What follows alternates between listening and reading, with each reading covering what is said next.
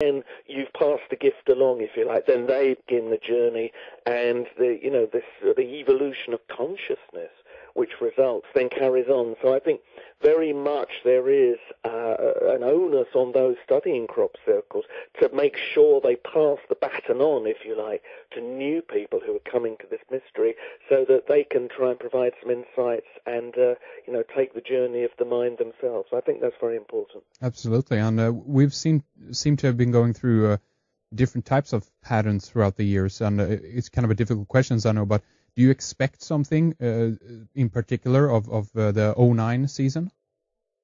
I think most researchers have realized that making predictions about crop circles is a futile business. I mean, there have been some, accurate predictions made.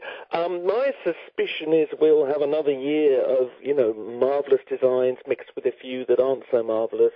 I don't think we're quite at that stage of grand revelation that I think some people are expecting or hoping for. Those who believe the crop circles are caught up with anticipating the 2012 changes, whatever they may be, I think they are hoping that there will suddenly be this year where there are more formations than ever and, patterns that are even bigger and more exciting. And maybe that will come to pass, but I think not yet. And I get the feeling it will be, what I've called in the past a holding operation. I think they're just doing what they do, and I don't think we're yet ready for a final statement. But who knows? Maybe we get to 2012 and something special will happen, or the opposite happens, and they will stop. Right, exactly. Of course, this is a possibility that whatever impetus is creating them will actually cease.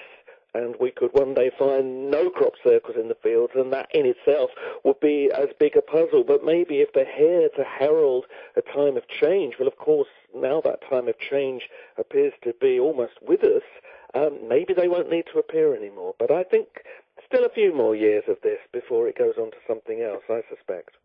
So was it this topic then of crop circles that kind of led you on in your path, if you will, and you began to looking into other areas that has taken you more towards this, the agenda of truth, as your latest or new upcoming book is called? Well, that's right. Now, I mean, most people who become involved with, any level of mystery, sooner or later find their eyes being open to other subjects that they took for granted. Because things like the statement, well, all crop circles are man-made. People take these things for granted until they see the evidence. And then they realize there is evidence that they've not heard about in the mainstream or that they've not been told about. And, of course, once you start thinking about one subject like that, soon you begin to apply that line of thinking to many, many other subjects. And so, the world of the unexplained attracts people who have, quite radical alternative views on the everyday reality that we have presented to us by the media. And you soon realize that what has been presented is a facade. It's not as the world really is. That much soon becomes clear. And because of that need that I personally have to get to the bottom of mystery, even if you can't come up with the solutions, but just to peel off the layers of being misled by, this tendency that our society has to pretend that everything is explained when it isn't, that's led me to really look at all the different layers that are going on at the moment, which lead people to believe in things like conspiracy theories. And we do now seem to live very much in times where, what we thought was is not how it is. And I think the banking crisis, the economic crisis is waking a lot of people up to realizing, well, maybe the world isn't like I thought it was. People think they were safe, they were cozy, their money was being looked after. Now that's become very clear that's not the case. And that also there is a pretty obvious trail of deception and corruption, which has kept the truth about the way the money world has been running for a long time. And now people are becoming more open to that. They're beginning to want to know more about many other levels, including the levels of the more mysterious. So I think we now live in extremely interesting times because of that. Maybe you can paint a picture for us a little bit, if you will, and I know that you will. This is something that you'll go into more detail than on the alternative view. when you're going to do your speech there or talk there. But what is some of the problems you see more than beyond, like what we're going through now with the financial system and banking system? And would you say that is being done for a particular purpose in order to, well, some people talk about this idea that they want to reform, of course, the economic system in order to bring in, first of all, regionalized currencies, but then after a while, even a one world currency. Where do you see this going, so to speak?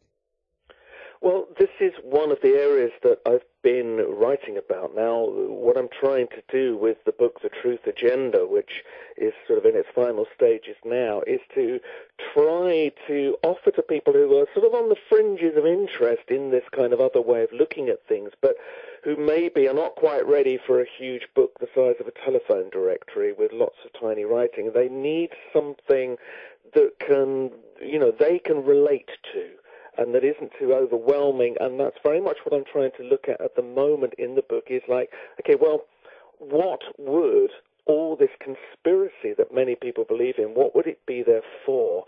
What would be the general view of this? Why is it needed? And after a while, I think you can begin to put together, I think, a fairly sort of good possibility of a scenario, because it's very clear that those in power have far more interest in, shall we say, levels of occult knowledge than they might let on.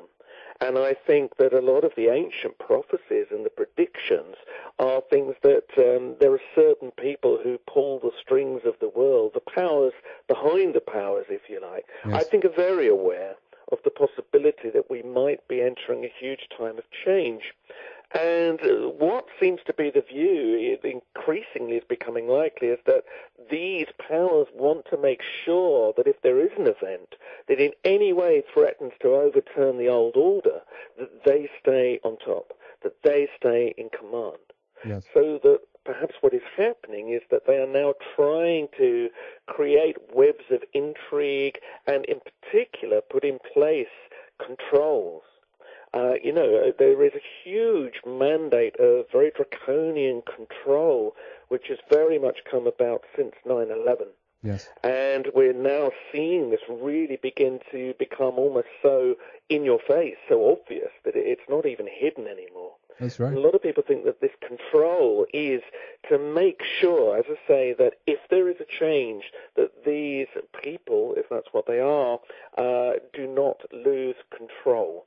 So therefore, you can look at so many things that have happened in, history, full stop, but in particular recent history, like 9/11, like even things like the space program. And, you can look at obvious things, of course, like the weapons of mass destruction, catastrophe. You can look at these in a new light and say, well, maybe there is a pattern unfolding. Yes. And maybe the economic crash is not an accident, but maybe that in itself has something that has been engineered to help create this mandate of control. And there's certainly plenty of people that believe that is the case. They don't believe that it was an accident that we're now in this position, but that it's been contrived basically to try to create this machination, this plot, to make sure that a very few people have a lot of centralized power. And hence, as you say, you then come to this vision of a one world government where very few people will have a lot of power. And this is what a lot of people believe is going on. And, of course, the euphemism for this, which we hear now spoken openly about, is the New World Order. Yeah. Which was a phrase that Gordon Brown was fond of anyway, but now we've just had Barack Obama and Gordon Brown openly declaring a new world order. But amongst conspiracy theorists, and by the way, I have no shame in using that term, sure. Because by definition that's what people who consider these things are, they're saying, well, this is what we've been saying for years. Now we see the creation of this centralized new world power, unfolding before our very eyes. So I think a lot of people are now shocked at how quickly what was theory is now beginning to look just like everyday reality now. Well, it's interesting that you mentioned that, because I remember just a few years ago, basically you had to like scan the back of the papers, as it were, to find these articles about corruption, how the agenda is being played, the geopolitical game, as it were. But these days it's all over the place, and you can go to any mainstream news website and basically read, and it's right there in black and white, in front of our faces. It's really, really incredible. And when you also talk about control, I see that this has to do with the legal aspect. Obviously, there's more draconian laws coming in and so forth, but what I also seeing is the kind of the technological control in the back of this. They're setting up the surveillance grid, everything that has to do with tracking, tracing you, and so forth. Is that something that you go into as well in your book?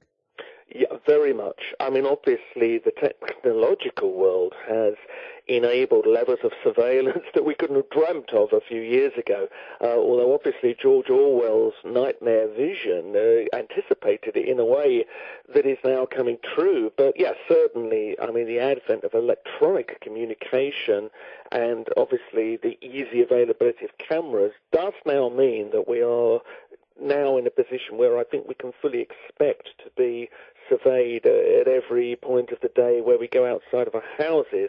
And obviously once the new ID card schemes come in, which are not just a piece of plastic in your pocket, but are going to be, biometric and include a lot of details about your DNA, where you go, what you buy, what you do, which sooner or later will be available on a centralized database. Now, there are denials that this is what they're setting up will do, but without that kind of centralized information point, the whole ID system would not function. It wouldn't serve a purpose. So I think they're being disingenuous in the way they discuss ID cards. And, of course, the ID card will very soon blossom into what many, many people like David Icke have been saying for years, which is we will then see microchipping, where instead of just carrying a card, you will literally have a little chip put inside your flesh. And obviously many people feel very uncomfortable at the idea of that kind of thing because we couldn't be sure what that chip was doing. And it seems, I think, for many, an uncomfortable step too close to becoming sort of part android, and I think it's the beginning of a rocky road. But these are the issues which are now coming up. So, yeah, absolutely, surveillance as well as the controls are things we're going to hear more about. Although I thought it was very interesting that today, in England anyway, our Home Secretary Jackie Smith has had to back down slightly on the plans for a centralized database of everybody's internet records and who people email and what websites they look at, because there were, many complaints that this really was going too near the Big Brother world. Yes. Although even there, although they're now saying they won't do it quite like that, basically what they're now planning instead is to farm it out to private businesses who instead will keep the records of everything that we communicate electronically. So I suspect that we're not going to get away from this too easily. But this, of course, is then a question of why.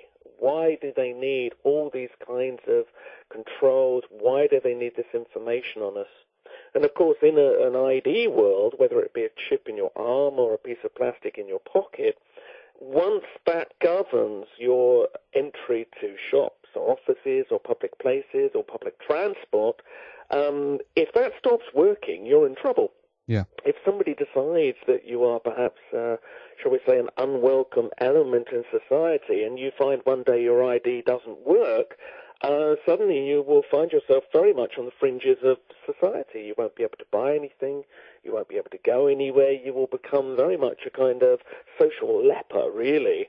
And I think this is quite a clever way of making sure in that world, if we had a more, shall we say, fascist-like government ever come to power, they would have the means to, shall we say, remove awkward elements in society, not by having to do anything too drastic, but simply by removing people from the ID database. Yes. So this is the world we're now moving into, and I think what's troubling at the moment is when you tell people about this, they look at you like you're talking science fiction. It's not.